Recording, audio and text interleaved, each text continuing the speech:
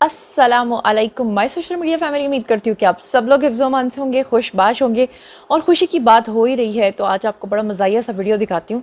वैसे तो किसी ने पैरोडी करने के लिए नियाज़ी साहब का ऊपर कोई अजीब सा मतलब लगा दिया उनकी पिक्चर, लेकिन जो बयान है ना उसके अंदर वो बिल्कुल सही है। क्योंकि वो पुराना भी मैंने क्लिप देखा हुआ है नियाज़ी साहब का, जिसमें वो आजकल भी यही कहते फिर रहे हैं और पुराने वक्तों में भी यही कहते फिर रहे हैं कि पाकिस्तान की आवाम असल में है कितनी, 40 करोड़ के 22 करोड़ के कभी 25 करोड़। क्या कह रहे हैं खुद ही सुन लीजिए। जब पाकिस्तान बना है तो इसकी आबादी 40 करोड़ थी, आज 22 करोड़ है। 40 लाख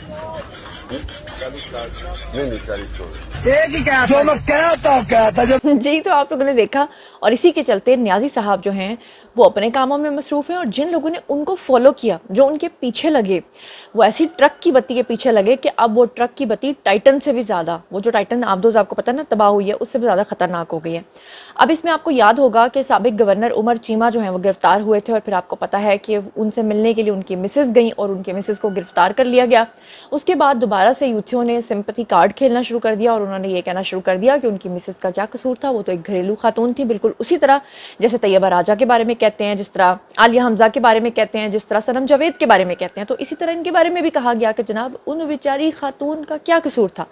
तो मैं आपको बताती हूँ कि उनका क्या कसूर था कि उनकी बाकायदा फुटेजेस निकली हैं कि जिस दिन ये 9 मई का वाक़या हुआ था उस दिन ये जो मोहतरमा साहिबा हैं, ये जिनका नाम राबिया सुल्तान है, ये बावज़न बारौनत खातून यानी कि सख्त गिर यूथन बन के और 9 मई को चीगवेरा बल्कि चीगवीरी बन के अपनी कस्टडी में लोगों को नारे लगवा कर 9 मई की जो तनसीबात है, आर्मी तनसीबात, वहाँ ले जा रही थी और उनको मोटिवेट कर रही थी और इनके वीडियोस मौजूद थे।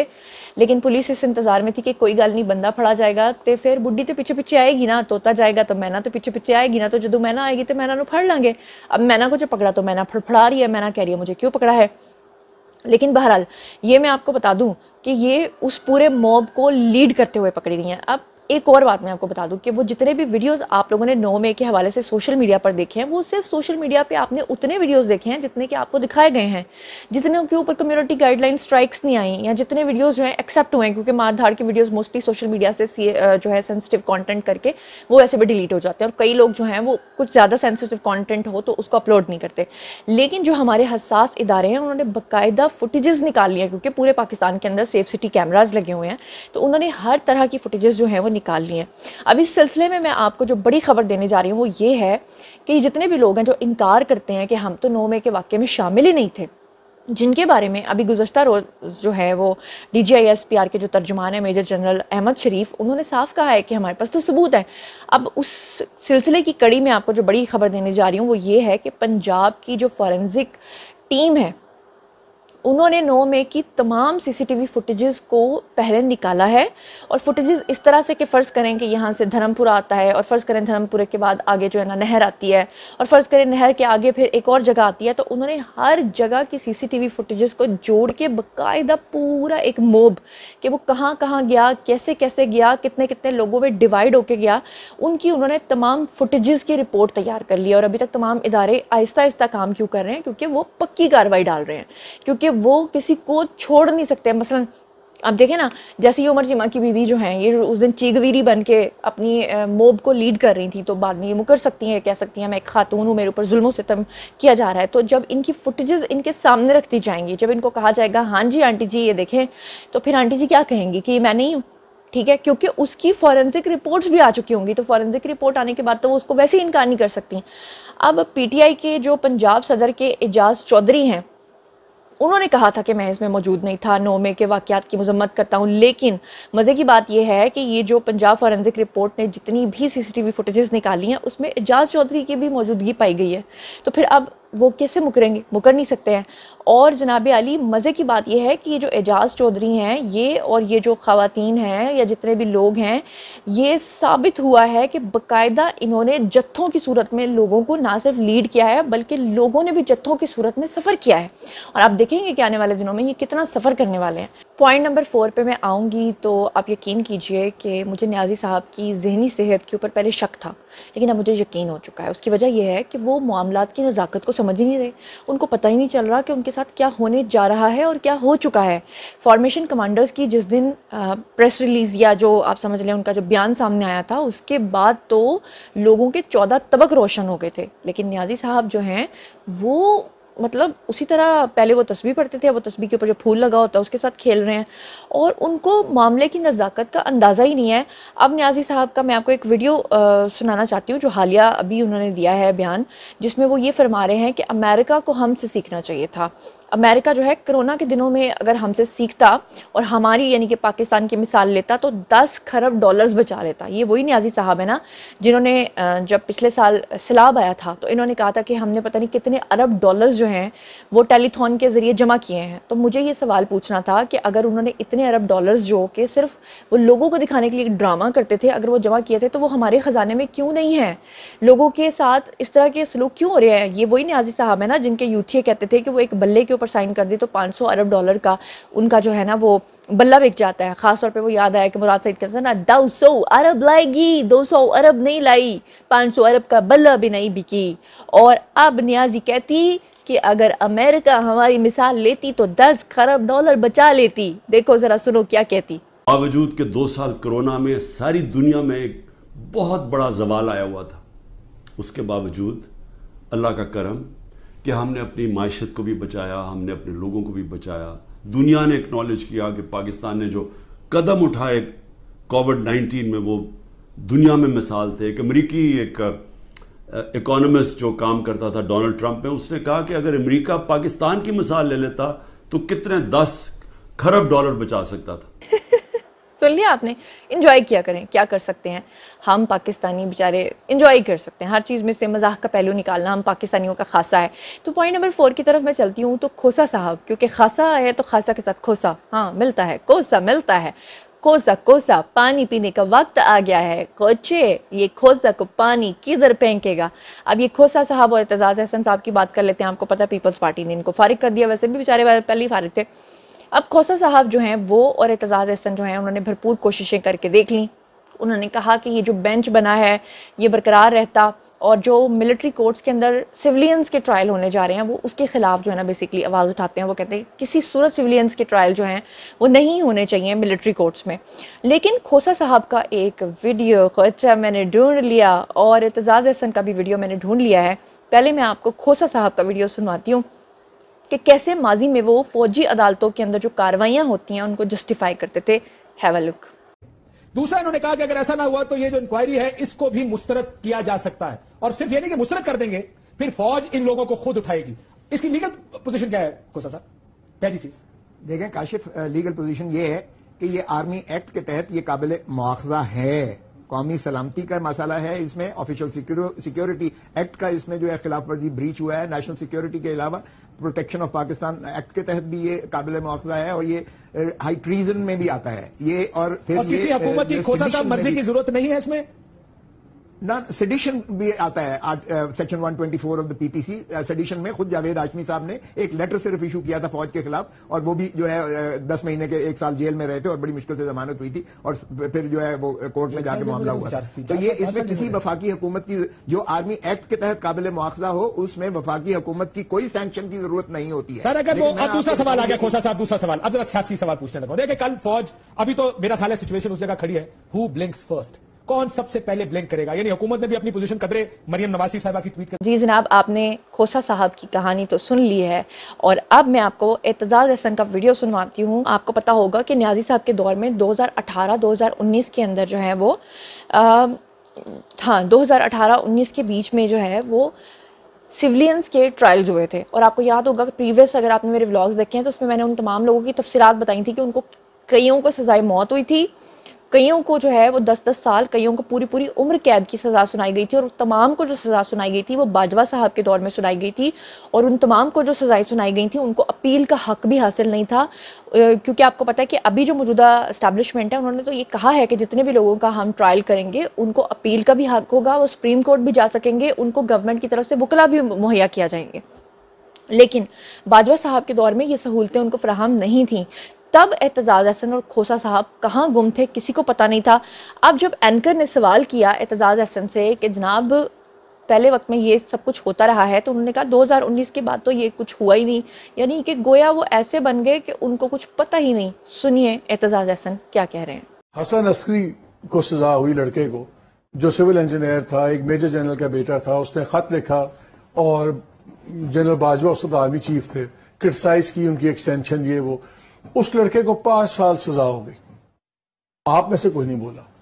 तकरीबन 24-25 लोगों को सजाएं हुई मिलिट्री कोर्ट से in the last year 2 years, आप में से कोई नहीं बोला। लास्ट ईयर 2 years में कौन सी? ये पूरी डिटेल छपी हुई आज ही के अंदर। दिखाओ दिखाओ। कि ये कोई 25 लोग over the period of 2-3 years जो हुई नहीं चल रही है until 2019। हाँ, that was the cut off date।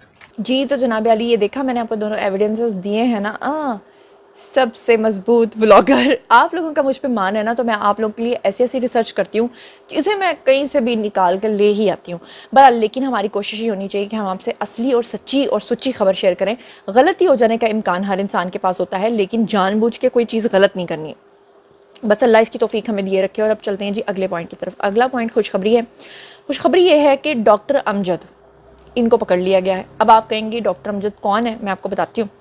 आपको याद होगा स्वात का मोटरवे जलाया गया था 9 मई के दिन, यानी 9 मई के वाक़े के दिन जो है वो 200 तनसीबात के ऊपर हमला किया गया था। और आपको याद होगा कि स्वात मोटरवे के ऊपर जो है सबसे पहले ही डॉक्टर अमजद के वीडियोज़ और ऑडियोज़ आए थे, जिसमें इन्होंने लोगों को इस बात पे उकसाया था कि फौरी तौर पे आप स्वात मोटरवे पे आइए, इसको जलाइए और शाहराहों को रास्ते ब्लॉक कीजिए।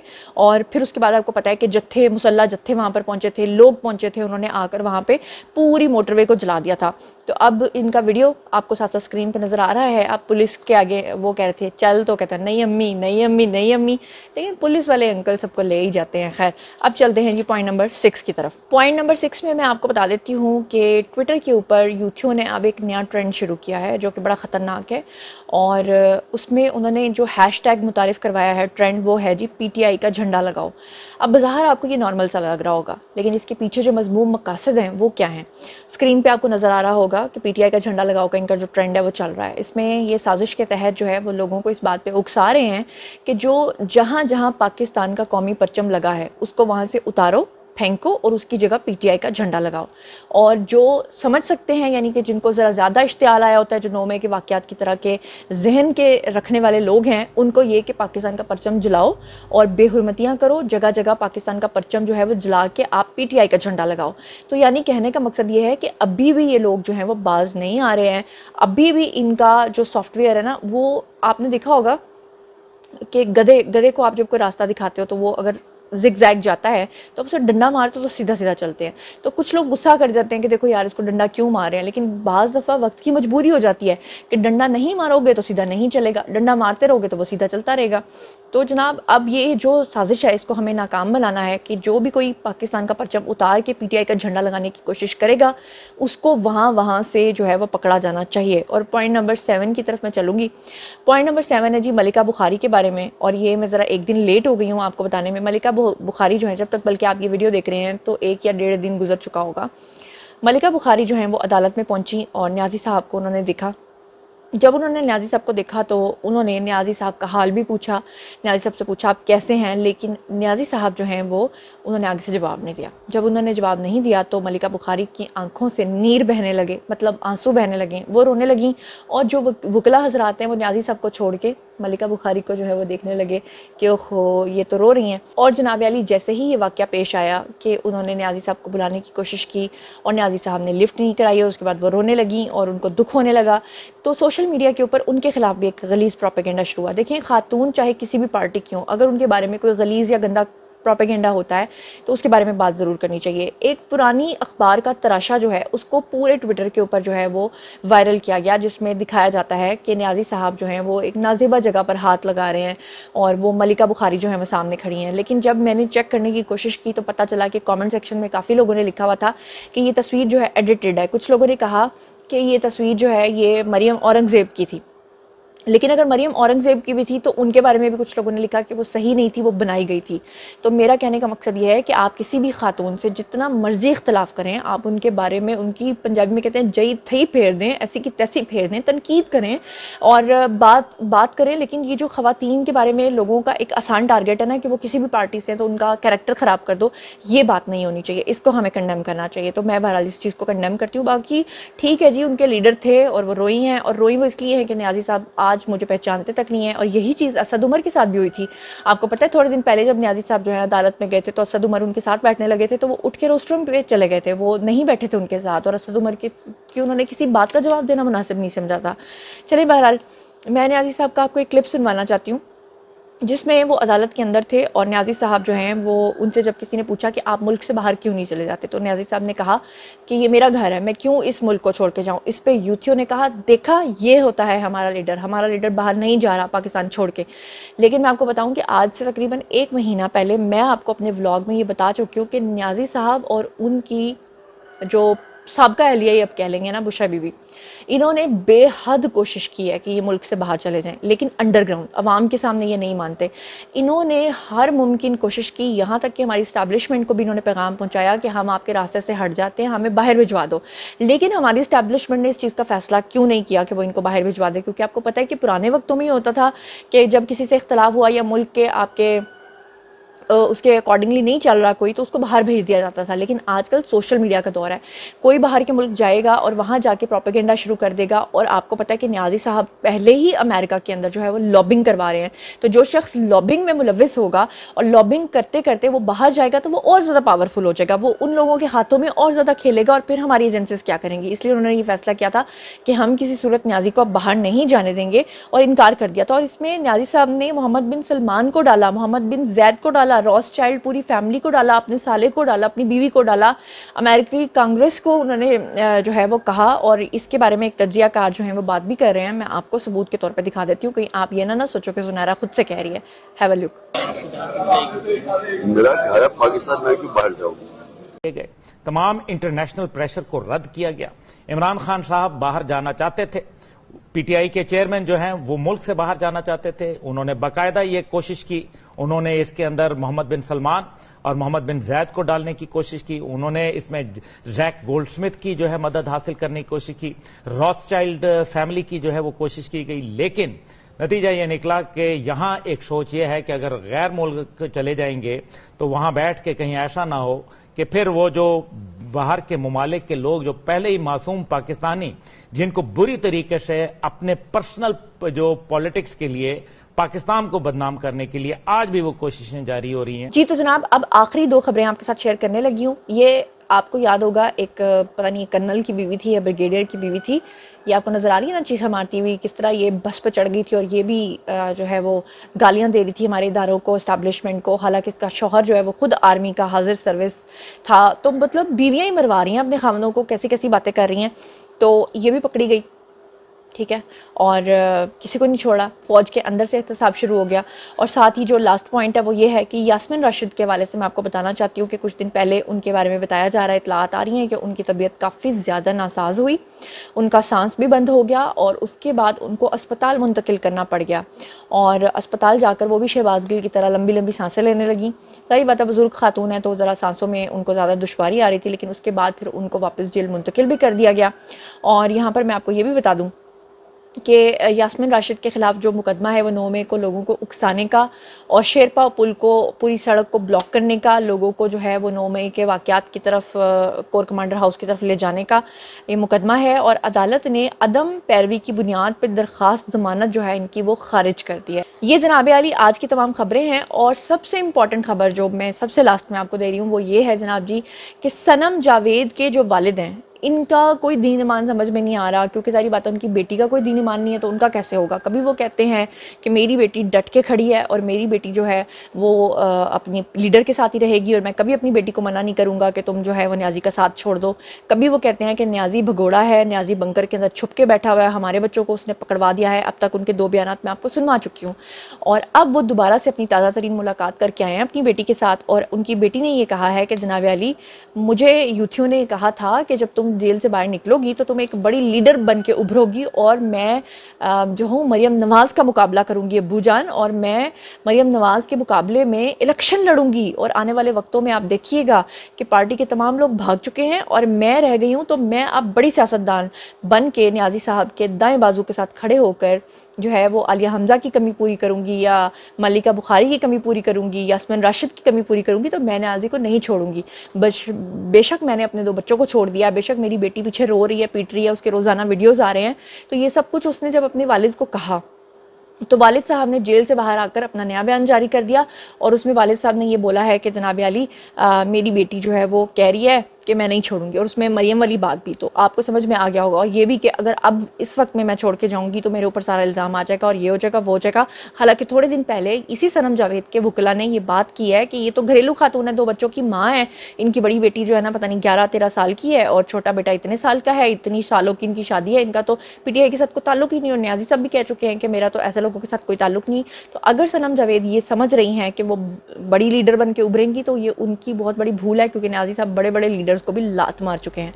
तो जनाब अली आज की खबरें यहीं तक। अब आइए आप लोगों की बारी है, आइए कमेंट सेक्शन में बताइए सनम जावेद के वालिद जो हैं वो बार बार बयान बदलते हैं और उनकी बेटी जो है अजीबोगरीब हरकत जो कर रही है और जो उसका फैसला कि आपको सही लगता है। और बताइएगा कि मलिका बुखारी के जो रोने निकल रहे हैं उसके बारे में आपका क्या ख्याल है। नई साजिश जो ट्विटर के ऊपर मुतारिफ हुई है कौमी परचम को जला के PTI के झंडे लगाने की, उसके बारे में आपका क्या ख्याल है। और एजाज चौधरी जो हैं उनकी मौजूदगी पाई गई और 9 मई के वाक़यात की जो तमाम CCTV फुटेजेस जो हैं वो अब इदारों के पास आ चुके हैं, उसके बारे में आपका क्या ख्याल है। उमर चीमा की बीवी जो चीग वीरा बनी हुई थी उनके बारे में आपका क्या कहना है। और न्याजी साहब जो कहते हैं कि कोरोना के दिनों में अमेरिका को हमसे सीखना चाहिए था, 10 खरब डॉलर्स बचा लेते, इसके बारे में आपका क्या कहना है। एतजाज़ हसन और खोसा साहब के जो पुराने वीडियोस जिसमें वो मिलिट्री कोर्ट्स को जस्टिफाई करें उसके बारे में आपका क्या कहना है। और डॉक्टर अमजद जो स्वात मोटरवे को जलाने में मुलविस थे उनके बारे में आपका क्या कहना है। खुद जो भी आप सोचते और समझते हैं आइए कमेंट सेक्शन में शेयर कीजिए, पर्सनली जवाब दूंगी। मजीद खबरें, व्लॉग्स, इंटरव्यूज़, सियासी तज्ज़िये जानने के लिए हमेशा कनेक्टेड रहना हरगिज़ मत भूलिएगा। चैनल को सब्सक्राइब कर लीजिएगा। अपना बहुत ख्याल रखिएगा। अल्लाह ने के बाद।